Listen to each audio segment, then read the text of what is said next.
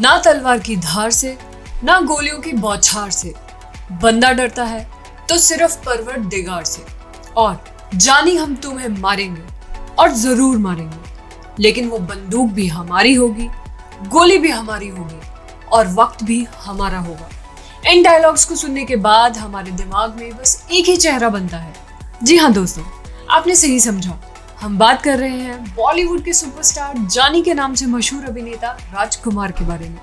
अपनी बेहतरीन अदाकारी और जबरदस्त डायलॉग डिलीवरी के लिए मशहूर अभिनेता राजकुमार की गिनती बॉलीवुड के दिग्गज अभिनेताओं में होती है। चाहे उनका सिगार पकड़ने का अंदाज हो या डायलॉग बोलने का तरीका, हमेशा दूसरों से बिल्कुल अलग ही होता था। यही वजह है कि आज भी लोग उनके डायलॉग्स और स्टाइल को कॉपी करते नजर आते हैं। वह फिल्मों में जिस तरह के किरदार के लिए जाने जाते थे, असल जिंदगी में भी वह उतने ही बेबाक थे। डायरेक्टर हो या एक्टर, वह सभी से अपने बेबाक अंदाज में बात करने के लिए जाने जाते थे। तो चलिए दोस्तों, जानते हैं राजकुमार से जुड़े कुछ अनसुने किस्सों के बारे में। लेकिन वीडियो शुरू करने से पहले अगर अभी तक आपने हमारे चैनल नई सोच ऑनलाइन को सब्सक्राइब नहीं किया है तो पहले चैनल को सब्सक्राइब कर लें और साथ ही बेल आइकन भी प्रेस कर दें ताकि बॉलीवुड से रिलेटेड हर लेटेस्ट अपडेट आप तक पहुंच सके। दोस्तों, बहुत ही कम लोग जानते होंगे कि फिल्मों में काम करने से पहले राजकुमार एक सब इंस्पेक्टर थे। राजकुमार का असली नाम कुलभूषण पंडित था और उनका जन्म 8 अक्टूबर 1926 को बलूचिस्तान, पाकिस्तान में एक कश्मीरी पंडित परिवार में हुआ था। फिल्मों में काम करने से पहले वह सब इंस्पेक्टर के पद पर कार्यरत थे। उनके थाने में अक्सर फिल्मों से जुड़े लोगों का आना जाना लगा रहता था। इसी क्रम में एक बार डायरेक्टर बलदेव दुबे किसी काम के सिलसिले में उनके थाने आए थे।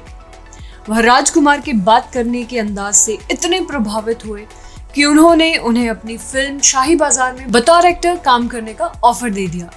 राजकुमार पहले से ही अभिनेता बनने का मन बना चुके थे। ऐसे में जब उन्हें फिल्मों में काम करने का ऑफर मिला तो उन्होंने तुरंत फिल्म का ऑफर स्वीकार कर लिया और अपनी सब इंस्पेक्टर की नौकरी से इस्तीफा दे दिया। फिल्मों में आने के बाद उन्होंने अपना नाम बदलकर राजकुमार रख लिया। रजनीकांत और नसीरुद्दीन शाह ने उनके साथ काम करने से कर दिया था इनकार।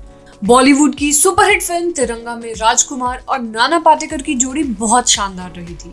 लेकिन क्या आप जानते हैं कि फिल्म में नाना पाटेकर के किरदार के लिए पहले रजनीकांत और फिर नसीरुद्दीन शाह को अप्रोच किया गया था। हालांकि उन्होंने राजकुमार के साथ काम करने से इनकार कर दिया। फिल्म के निर्देशक मेहुल कुमार सबसे पहले रजनीकांत के पास गए, लेकिन उन्होंने फिल्म में काम करने से इनकार कर दिया। उनका कहना था कि मैं राज साहब के साथ काम नहीं कर सकता, सेट पर कुछ टेंशन हो गई तो मैं क्या करूंगा।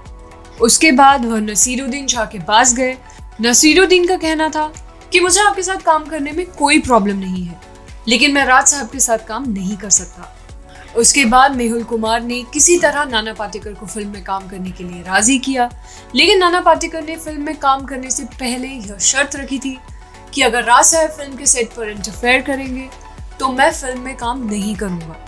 जब राजकुमार ने अपने कुत्ते से पूछा था कि फिल्म करनी चाहिए या नहीं, राजकुमार से जुड़े ऐसे कई अजीबोगरीब किस्से हैं जिन्हें जानकर लोग हैरान रह जाते हैं।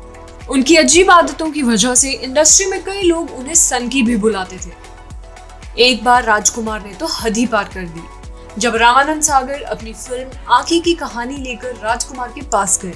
उन्होंने राजकुमार को कहानी सुनाई, लेकिन शायद राजकुमार को फिल्म की कहानी पसंद नहीं आई।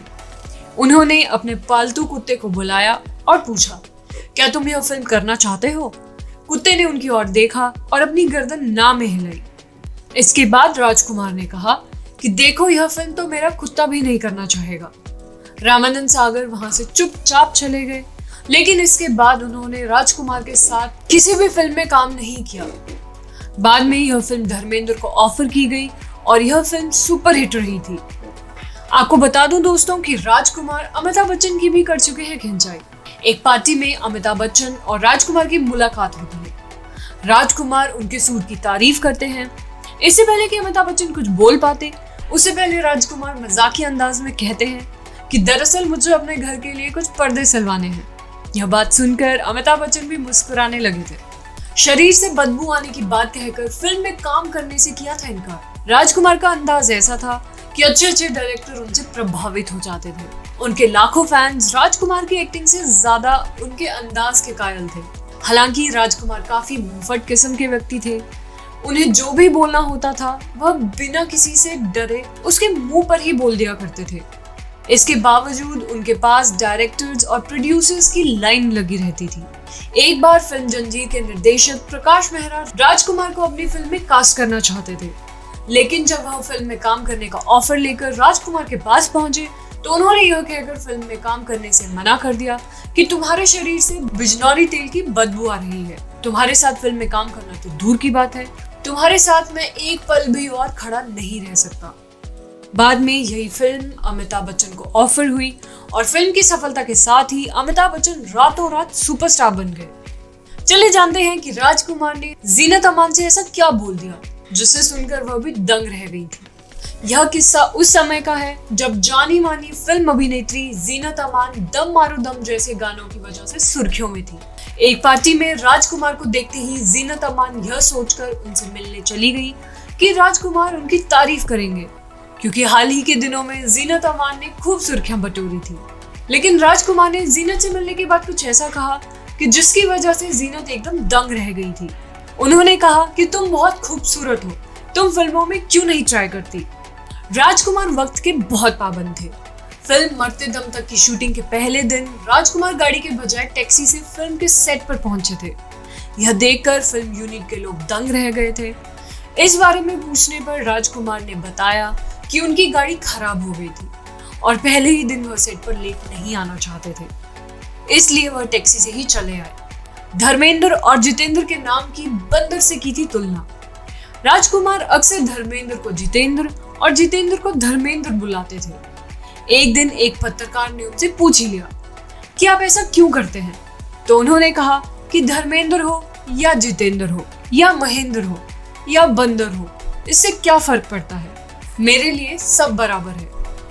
मीना कुमारी को देखकर राजकुमार अपने डायलॉग्स भूल जाया करते थे। जी हाँ दोस्तों, राजकुमार वैसे तो बेहद सख्त मिजाज थे, लेकिन एक समय ऐसा था जब उनका दिल मशहूर अभिनेत्री मीना कुमारी के लिए धड़कता था।